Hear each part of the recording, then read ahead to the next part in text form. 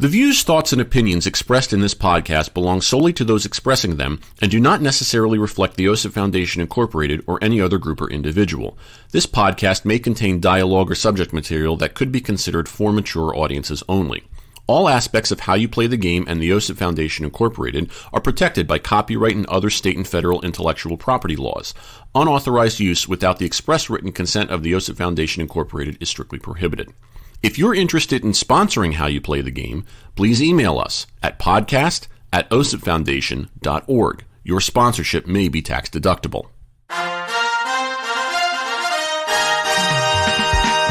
You want to hear a joke? Okay. I heard this joke from an old lady. All right. All right, here we go. Okay. What do you call a cow with two legs?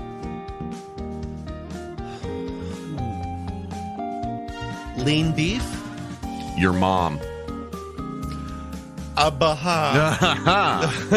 Yeah, I heard that from an old lady. I get it because it's like an insult. Right, exactly. Yeah. Cows are... You know what? I don't think of the word cow as an insult, though. Why not?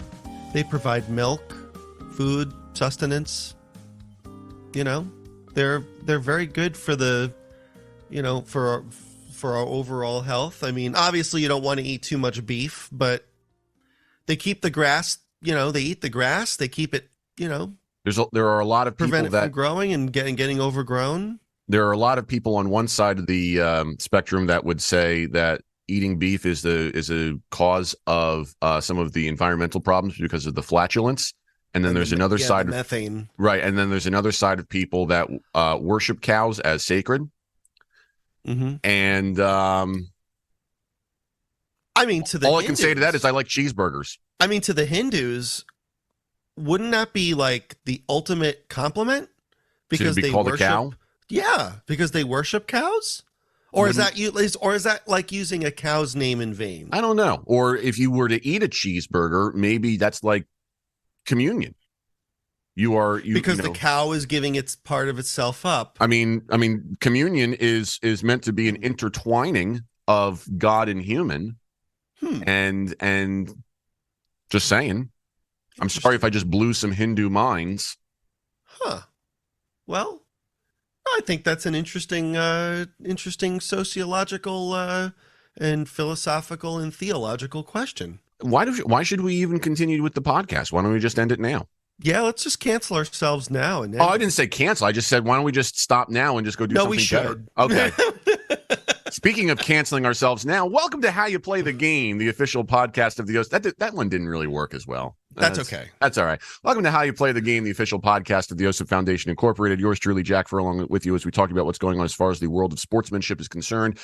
This is the second episode of the month of October. The year is 2023. Glad you can be with us. As always, check us out online at osipfoundation.org. If you would like to contact the show via email, use the address podcast@osipfoundation.org. And you can check us out on social media using facebook.com/osipfoundation or Twitter and Instagram @osipfoundation, hashtag How You Play the Game.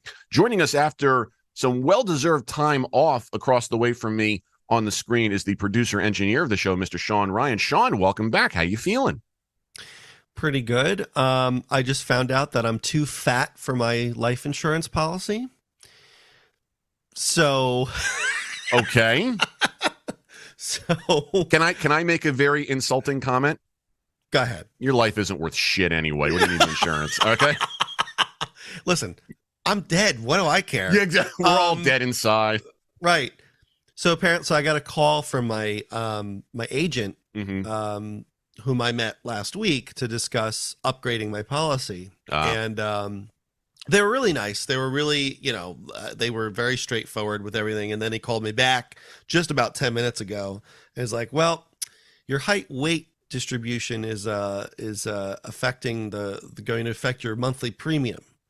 So I was like, okay, and it was by like a reasonable amount. Right. And it wasn't their fault. It's just their policy, and, yep. It wasn't the guy's fault. Mm-hmm.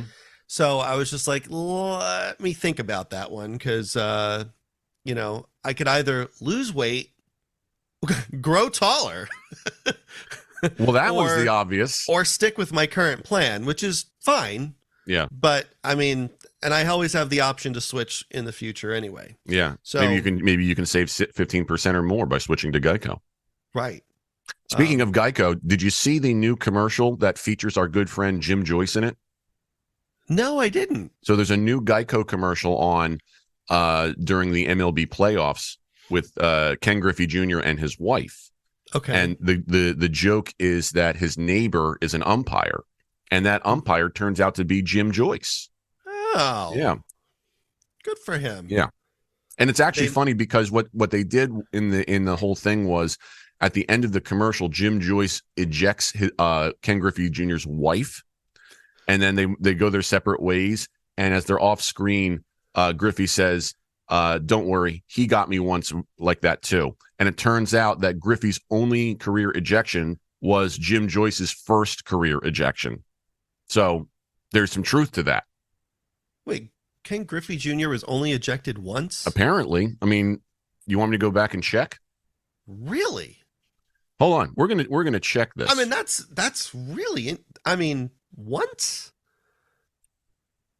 Hold on. My phone. I'm using my phone, and it's creating some interference. So I just want to make sure that people understand we're not technologically terrible. But I'm using my phone here to. All right, come on. Once. That's like a unicorn now. I mean, everyone's getting ejected. Oh, you're right.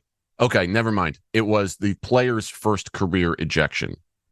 Jim Joyce ejected Ken Griffey Jr. on June 6, 1989, both the umpire and player's first career MLB ejections. Oh, okay. And then again sometime in October 2023, which is for the commercial. Okay. So that was sort of their baptism by fire times 2. Yeah. Oh, okay. All right. Well, again, this is a great place to end the podcast for the day. So, all right. No, well, it's been great. All right. Hey, speaking of ejections, you were going to talk about some psychological umpire things, right? No. Oh, well, fuck me, I guess. I just wanted to read that article I just for wanted nothing. I just wanted to mess with you. I saw this as an opportunity. I don't read. Okay? No, we know. You sent me that article, and I read it. I opened it on my browser, and I took the 15 minutes to read it, and it was excruciating. And I know now that article backwards and forwards, and now you're not going to do it. I feel like make the time to do it. I was going to say there's the George Costanza, and you're not in the mood. Well, you get in the mood. Get in the mood. Oh man, I'm just glad that all of my humor has been well received as in this type of an arena, shall we say? So that I'm almost more proud of myself for the fact that I was able to just utilize it. You know. Just pat myself on the back for eliciting the reaction that I did. It's almost like I never left. You kind of didn't because you still produced the episodes. I still do produce the episodes. Okay, you just had to. You just took a well-deserved vacation. That's all. Yeah. All right. So that article in question, as we were preparing for this episode, yes. And you kind of, we try and scour the interweb sometimes if there's nothing, happening, in the major world of sportsmanship. This one happened to come across my proverbial desk. Now this article came out in June, which is a little time ago, but in the nature of it is kind of eternal, so we can talk about it now. It was published on Psychology Today, and it was written by Frank Smol, who is a PhD. He has a program called the Youth Enrichment in Sports program. I think that's called like the Yes program, something like that. Yes Sports is what it's called. Yes Sports programs. These are he and his, not to be confused with the Yes Network. No, completely different. Yes. Completely different. And these Small and his research partner Ron Smith are both emeritus members of the Department of Psychology at the University of Washington. So they have clearly created some level of expertise, or achieved it, I should say. If they created it, that means they started from scratch, but I think it was already there. Mm-hmm. But anyway, the article is called Referees and Umpires Can Reduce Aggression in Youth Sports. And essentially what it's discussing is that there are acts of aggression, and we're familiar with that, at OSIP, obviously, that occurred during youth sports and whatnot. And he goes through the article to try and discuss the different ways that the sports officials can play a positive role in trying to reduce and or eliminate the acts of aggression. So he starts by citing a classic work called Human Aggression, which was written by Barron and Richardson in 1994. And what he does is the first thing he wants to do is define aggression here, because it's necessary to have that foundation, which is very, very fair. Okay, so the first thing they talk about with aggression is they say it's a behavior. So it's not a motive, an attitude, or an emotion. This is a behavior that includes both verbal and nonverbal acts. Violence would be described as extreme physical aggression. Okay, but this behavior, when I hear the term behavior, I hear it to be, some sort of maybe it could be. I guess I would call it learned, but I don't want to paint it with that brush. But I think it's important to describe it as a behavior. They continue by saying, or he continues by saying, it's intentional. It's not accidental. It does involve harm or injury. It's directed toward a living being. So basically, kicking a bench is not considered aggression. That would be considered more of frustration or something like that, according to this. And victims of aggression are motivated to avoid it. So basically, that means that it's not including sadomasochism, suicidal acts, things like that within the psychological confines of the argument. So it kind of lays out a pretty good definition of what this aggression is. Okay. So then it goes into what officials can do to try and take a proactive role in curbing the aggression. The first thing that they suggest is meeting with team captains and coaches prior to the start of each competitive event, which is interesting because baseball and football, as they note, have used this approach for decades, but many other sports do not use it. I find that interesting because, before a baseball game, there's always a meeting at the, plate meeting where you exchange lineups and you go over ground rules and stuff like that. And especially in like high school sports, we go over all of these things as well. And the same thing occurs in football and whatnot. But, there's a need for it in other sports to do so. It continues by saying dialogue between officials and athletes should be encouraged. Now, this is an interesting point because there's always been this question about how officials and athletes should act with one another. Some people say you can't be their friends, and in this kind of a context, it almost wants to say that you can be friendly with them. But I think what it does is, I think this needs to be clarified by saying we do want officials to have the ability to speak cordially with all participants during the course of a competition, while trying to maintain a certain level of respected authority, but also saying, look, I'll gladly give you the explanation and chat with you about it, so long as we recognize that I still have the final say. The third one is officials should be consistent in their interpretation of the rules and in assessing penalties, which I found interesting. A frequent complaint, says here, concerns failure to judge recurring rule violations in exactly the same way. Consequently, some athletes feel that the official will not penalize an opponent for committing a foul against them, so they retaliate. Additionally, in attempting to maintain the flow of the game or match, referees might tend to overlook initial violations. When this happens, they fall into the trap of having to deal with subsequent acts of retaliation and the potential escalation of aggression. Now, this I find to be very interesting because we're human beings, so we're not going to see everything. We're not going to be perfect. And that point almost to me says, you have to be consistent in calling this stuff. But what if there's an error that you simply cannot control? Philosophically, yes, we would like to be 100% consistent. But you look at the strike zone, and sometimes, you miss a pitch or two.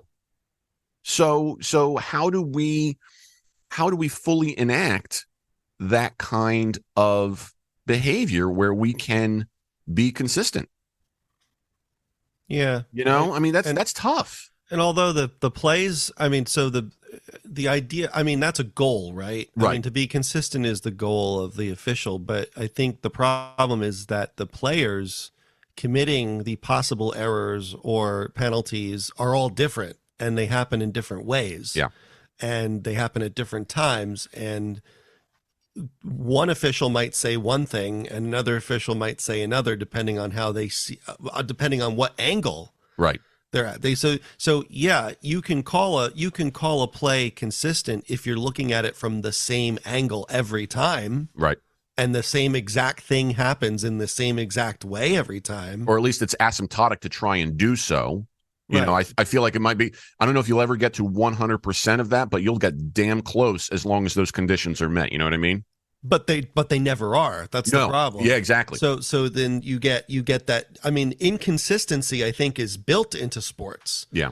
For the most part, because of the rules are consistent, but people aren't consistent. Mm-hmm. So there's no way that officials can be 100% consistent. Yeah. And it's just, as I'm reading this,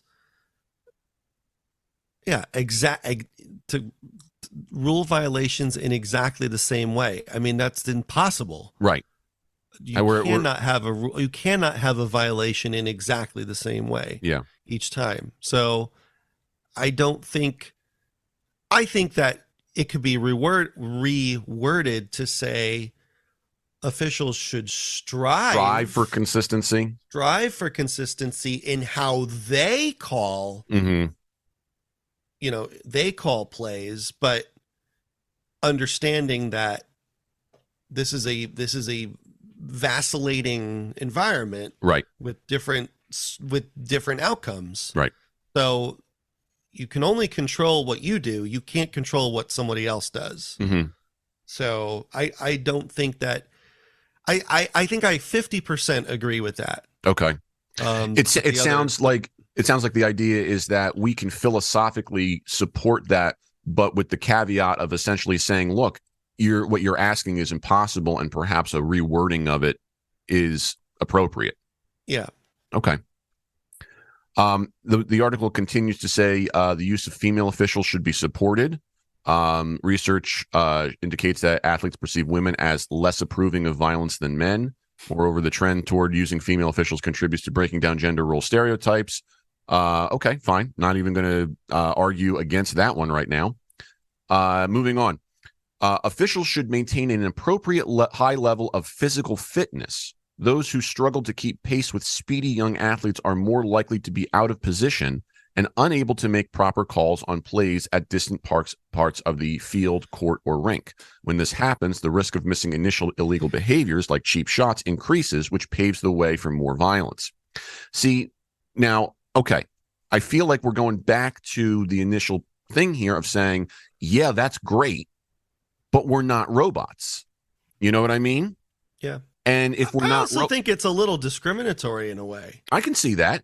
Some people can't help that they're a little overweight, right? And either because of metabolism issues or whatever, what have you, but they really love what they do, and they're good officials. And they're good officials. Look at Joe West.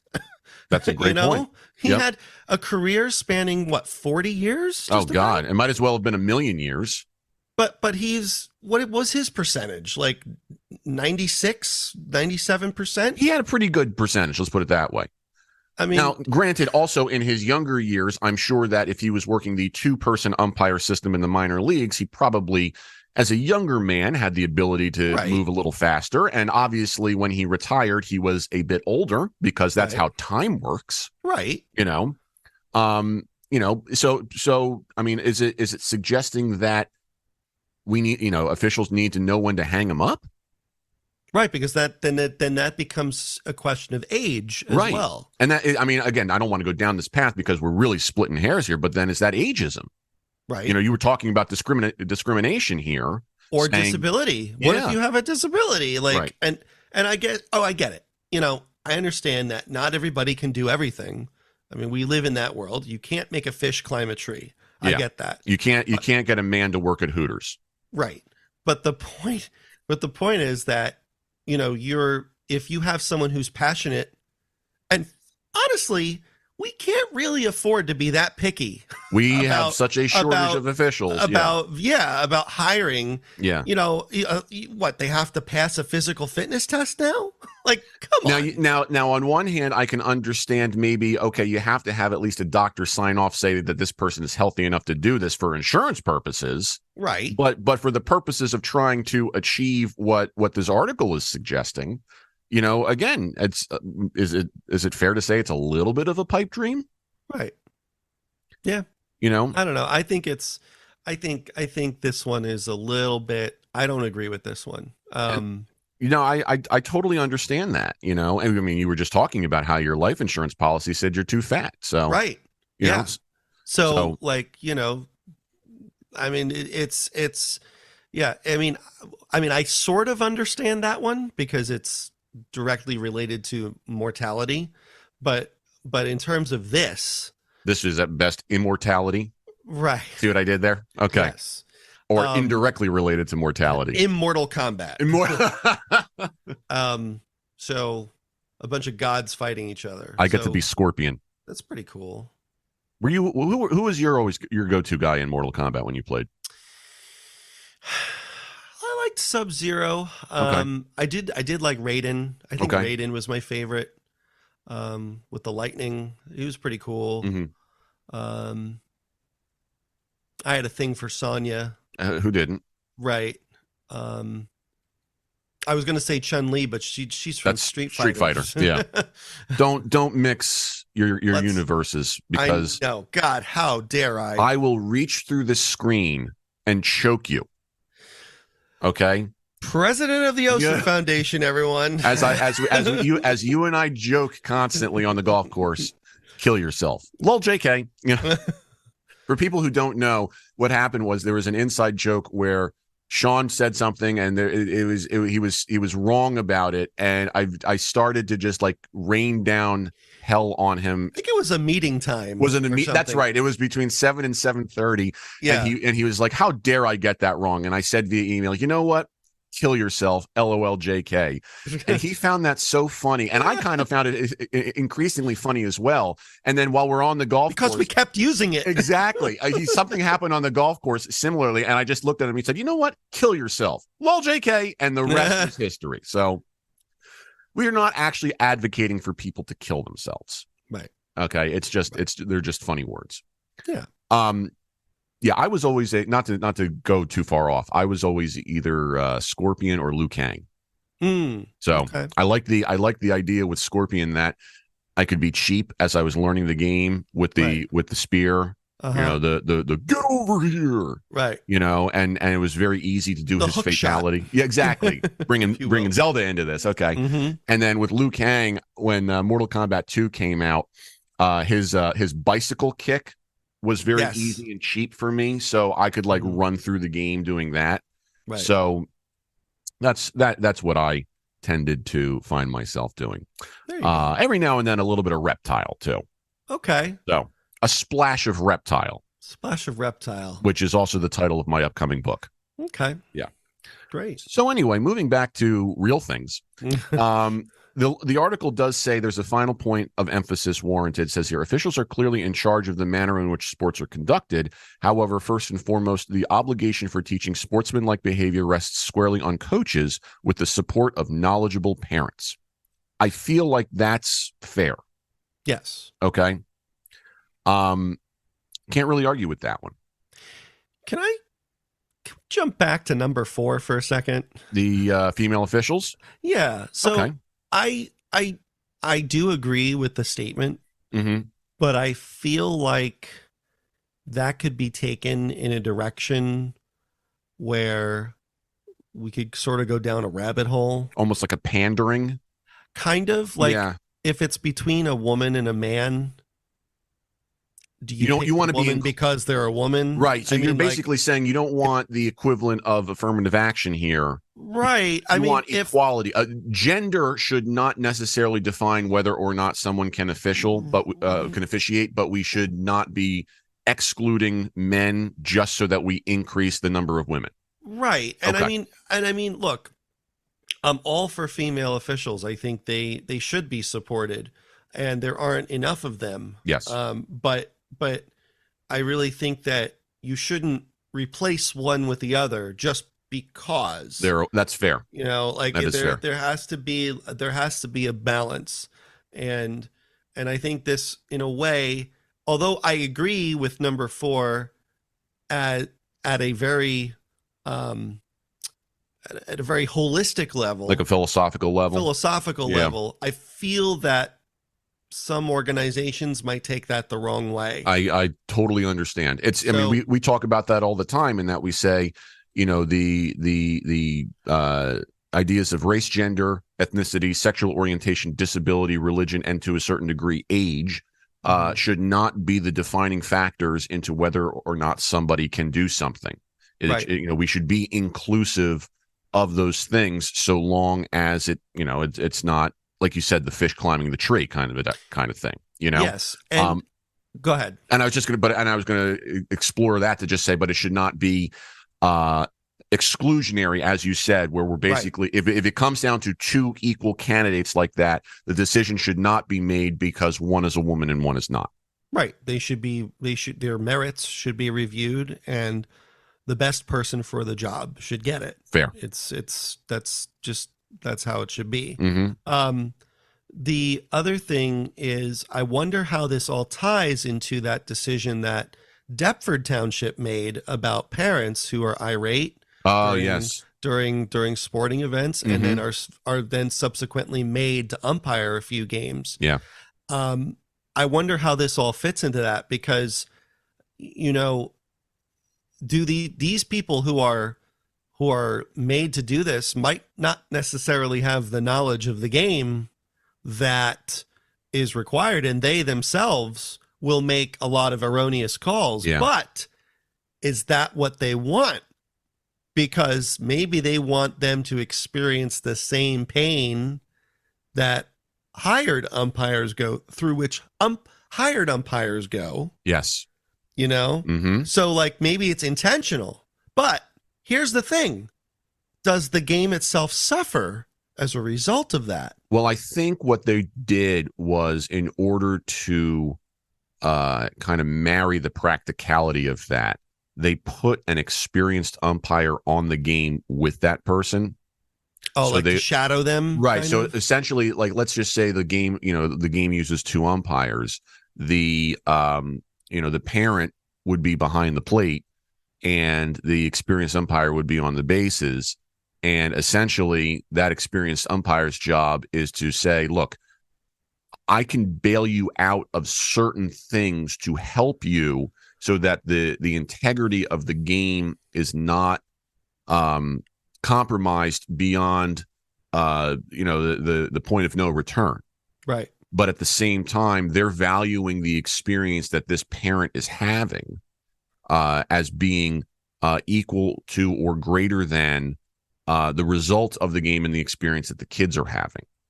Right. Which is an interesting point, because then what they're essentially saying is, look, the outcome of this game, and I'm saying this very, very grotesquely, doesn't matter. You know, they're ultimately trying to go past that line of saying nobody cares who wins this Little League game. It is not going to affect what essentially happens later in life with these kids. Right. Okay. And I would say at best, these parents are not going to be in playoff games.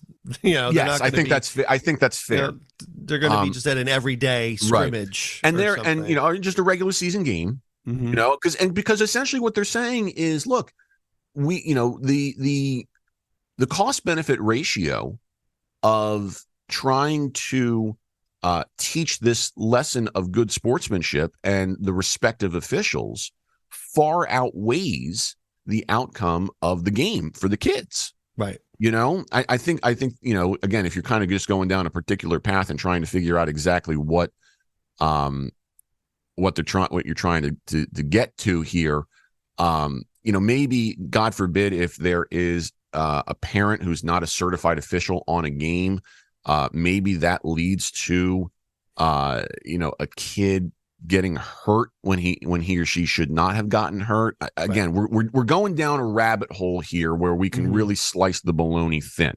Okay. Right. But doing so forces us to ignore some of the more important things as to why this matters in the first place. Yeah. You know what I mean? But I think it's an interesting point. No, it is. I think it's an interesting point to bring that up and see how it compares with these rules that are laid out in front of us now, or these, not rules, but guidelines that are laid out for us. Because ideally you would want someone experienced. And I mean, another thing to consider too, and I don't mean to drag this part of the story on, That's but okay. I mean, if it's a parent that everybody knows, right? Do you think that is going to diminish the value of the game?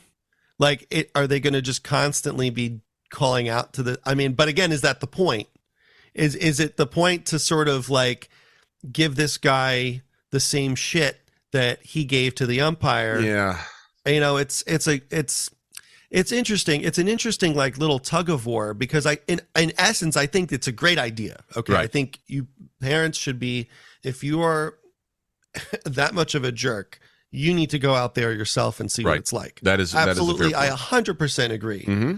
But in doing so is the collateral damage against the integrity of the game. Again, the game doesn't matter. Like the outcome of the game doesn't matter. But I mean, like in terms of, I mean, the focus should be on the kids and them having a good time. You know, does this detract from that in a way? You know, that's another thing to think about. I mean, it raises the question of negative reinforcement, essentially, in the psychological world. In that, you know, when you think about when a kid does something bad, they get spanked. Again, and I'm not trying to go down the rabbit hole of should you hit your kids. I'm trying to use a psychological example here. And the purpose of the spanking is to say, I'm reinforcing this behavior to say, if you do X, this is the consequence. Okay. And that's essentially what they're doing here. If you do X, which is berate this official, there is a consequence here. To go a step further, it's a retaliation of, well, you did X. How do you like it when someone does X to you? Right. And the debate is more about the merits of that psychological reinforcement and whether or not that's appropriate than anything else. And I'm not even going to try and pretend to be a complete expert in psychology to say that I have a valued opinion one way or the other, because I do think that there is, you know, a significant amount of gray nature to it. You may not like the way, it might not be the most philosophically perfect way to get from point A to point B, but if the results are what you want, did the ends justify the means? Right. You know, so you're stuck between a rock and a hard place there. Yeah. And I don't think that there's going to be a specific answer to that, but it is worth the examination and discussion. Right. You know what I mean? And you never know. I mean, if the parent enjoys actually doing it, maybe you've just recruited somebody. Yeah. Right.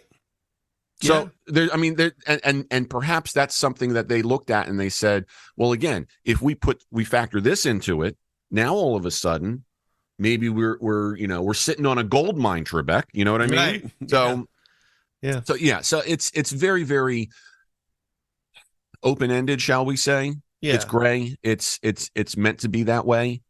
But it's interesting, and by the same token, that kind of leads me back to this article in that, again, you are asking a lot of these questions where you're saying, well, we think that X is the way to do this, and we're willing to overlook or sacrifice, depending upon that about which we are speaking, to say we'll put this at bay in order to achieve this goal.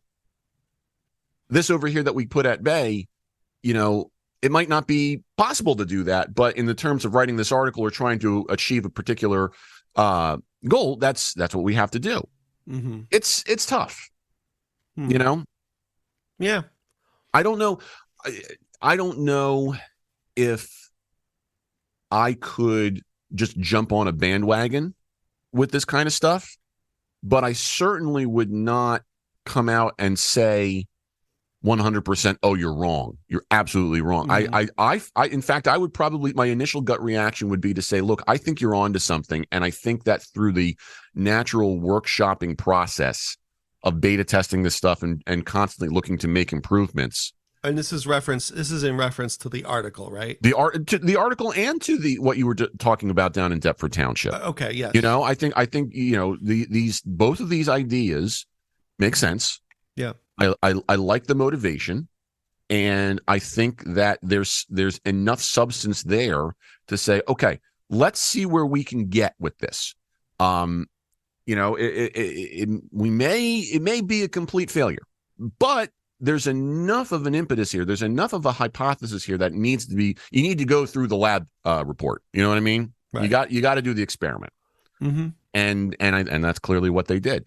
And to kind of take it to the next level, if you visit the website of Youth Enrichment and Sports, the Yes Sports that Frank and Ron have created, I find it very, very interesting that essentially what they're saying here is that their program, and now again, you tell me whether or not this is good sportsmanship or not, okay? I'll just read it for you. Most coaches are fairly well versed in the technical aspects of their sport, but they rarely have had any formal training in creating a healthy psychological environment for athletes. Consequently, there's a need for providing educational programs that positively affect coaching behaviors and thereby increase the likelihood that athletes will have desirable experiences. However, what they're trying to do is talk about evidence-based training, and they say, coach training has become a large-scale enterprise, the most notable being the American Sport Education Program, the National Youth Sports Coaches Association, and the Positive Coaching Alliance. Now, as an aside, I will note that we have had people from PCA, the Positive Coaching Alliance, on our show, and we've discussed this stuff, okay? They continued by saying, these organizations have good intentions and deserve credit for increasing awareness of the importance of coaching education. However, virtually nothing is known about what effects their programs have on coaches and athletes and how well they achieve their objectives. Although these programs have achieved widespread distribution, there is absolutely no evidence to support their claims of producing beneficial effects. Further, they have rejected the need for program evaluation by stating, quote, we don't need to test it because we know it works from our own experience. History illustrates the folly that can result from this way of knowing. For example, in the field of medicine, experimental knowledge served as the basis for procedures that physicians knew were effective from their clinical experience. This include purging, bloodletting, blistering, and lobotomies. Such treatments were later shown through empirical research not only to be ineffective, but also dangerous and sometimes fatal. Today, all major medical and psychological organizations champion evidence-based practice. That means that all interventions, whether medical or behavioral, should be founded on firm empirical evidence and should be demonstrated should have demonstrated efficacy supported by outcome research. So when I read that, to me, the tone comes off as saying, yeah, they're great, but don't trust them. becomes this capitalistic environment where they're trying to say our product is better because we follow the science. And I know I'm using, these loaded terms that have become very popular in the last couple of years. But how would you react to something like that being said, especially if you're on the side of, let's say, PCA? Well, I mean, you mean how would I react in terms of the evidence-based, like being presented with evidence-based? Well, the whole thing, because on one hand, I don't think there's anything philosophically wrong with by saying our method does X, and we use evidence-based training and research to show that. Instead, right. Which is fine. Yeah. The way that they just described it on their website, though, is essentially something that you would see almost in like an attack ad, where right. they say, those people can't be trusted because they don't follow the protocol that right. Western medicine has set forth as the golden standard for how we do things here. Right. And so don't give them money, give us money. Right. So I see what you're saying now. I mean, I would certainly be miffed at the very least about that, but I think that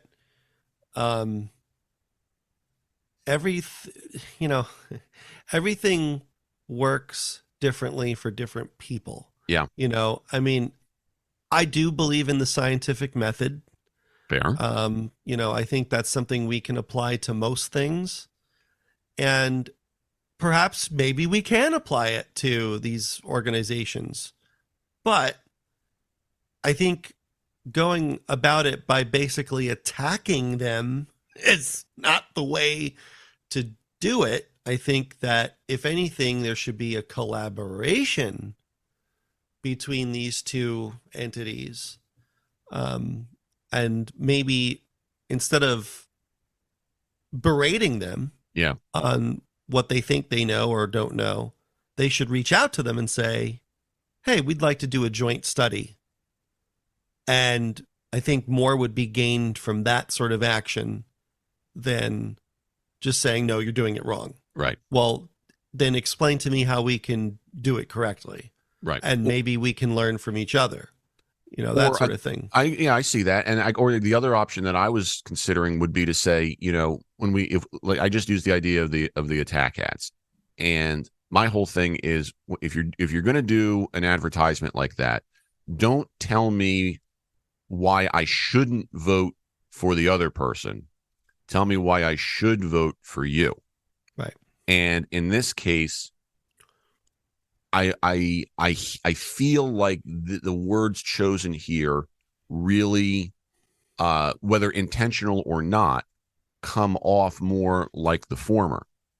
Mm-hmm. So at the very least, there needs to be perhaps a workshopping of the words of the rhetoric to say, let's present this better, so that we don't need to put down people who might be our capitalist competitors, even though we all probably want the same thing.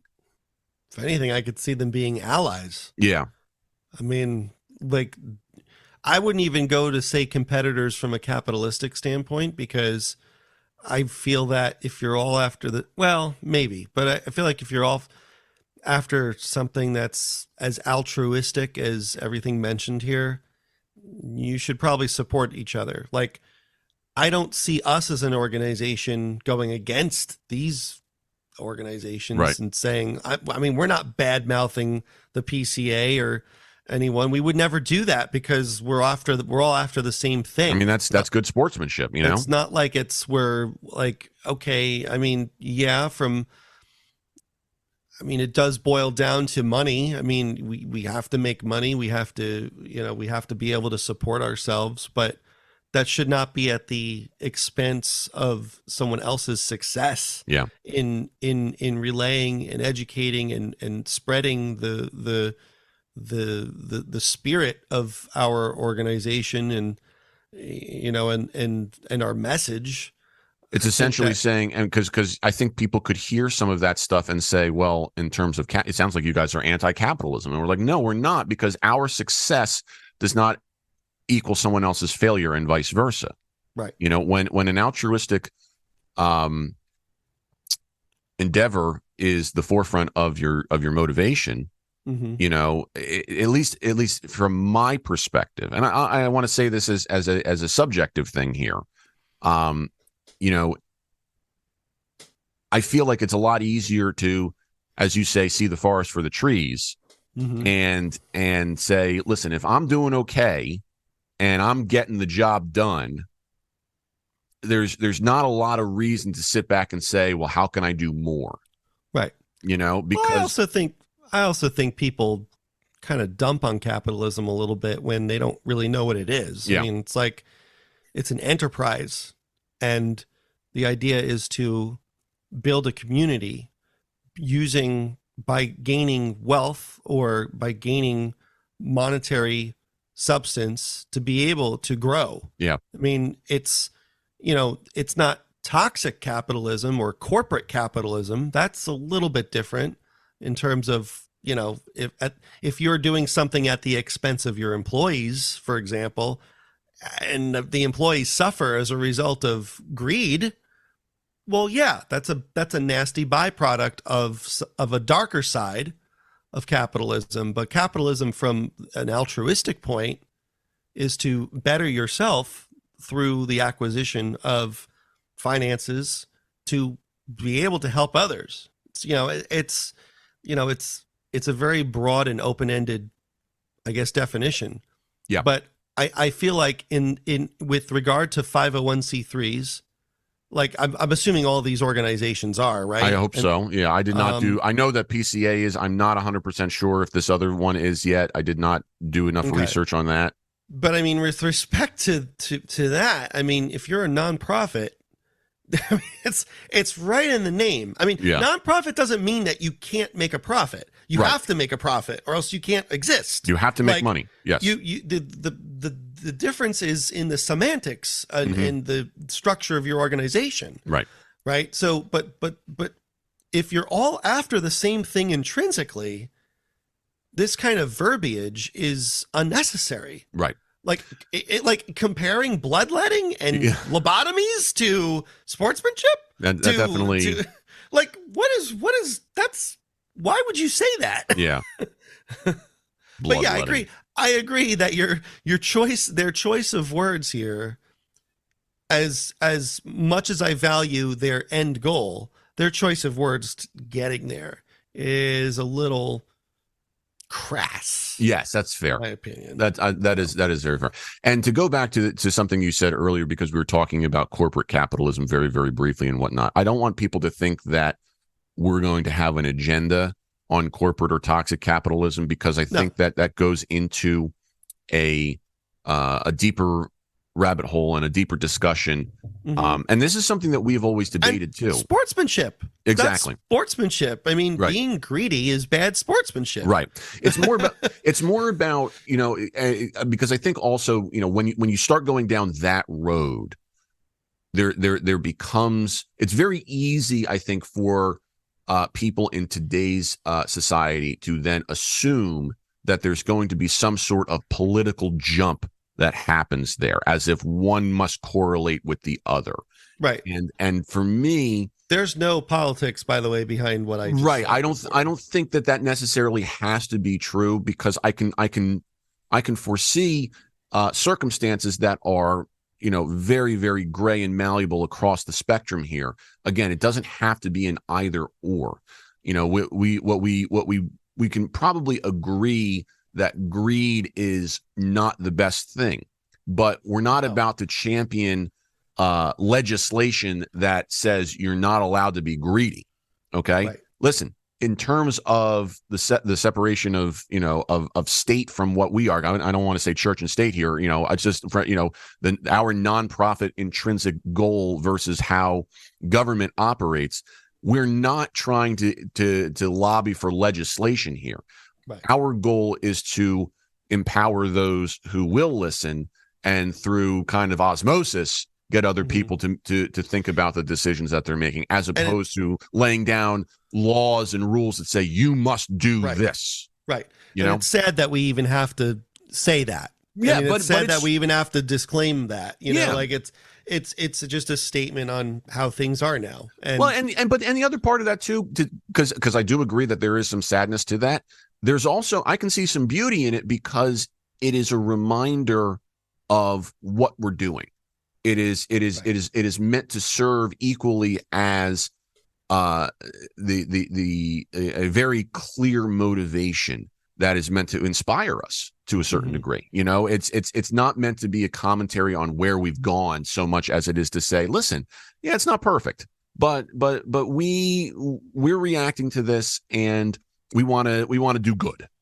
You know, we want to do the good stuff here.